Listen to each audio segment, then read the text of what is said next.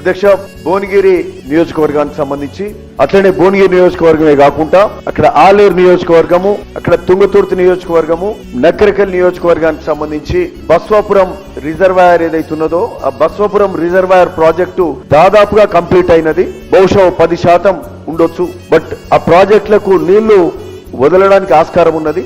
కాకపోతే ఆడ తిమ్మాపురం గ్రామం ఏదైతే R&R ప్యాకేజ్ చేసి వాళ్ళకి హౌజెస్ అన్ని R&R ప్యాకేజ్ లో అక్కడ పంపి మరి ఆ ప్రాజెక్ట్ నింపాల్సిన అవసరం ఉంది.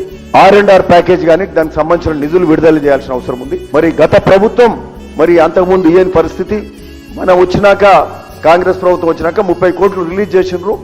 మరి ఇంకా 100 కోట్ల వరకు ఉన్నాయి. ఆ 100 కోట్లు రిలీజ్ చేస్తే ఇప్పటి వరకు పెట్టిన 1500-1600 కోట్ల నిధులు పూర్తిగా అవి మరి ఆ నిధులు యుటిలైజ్ అయినట్టు అవుతుంది. లేకపోతే పెట్టిన 1500-1600 కోట్ల రూపాయలు వ్యర్థంగానే పోతున్నాయి తప్పితే ప్రజలకు మేలు జరుగుతలేదు.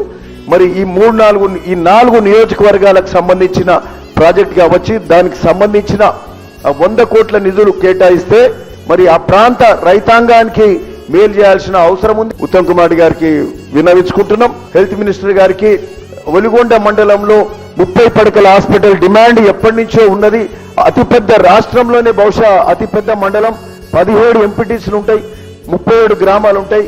మాకు ఆ ప్రాంత ప్రజలకు, మా ప్రాంత ప్రజలకు మరి వైద్య సదుపాయాలు ఇబ్బంది పడుతున్నారు కాబట్టి 30 పడకల హాస్పిటల్ మాకు ఒలిగొండ మండలంలో శాంక్షన్ చేయాల్సిందిగా హెల్త్ మినిస్టర్ గారిని మీ ద్వారా కోరుతా ఉన్నాం.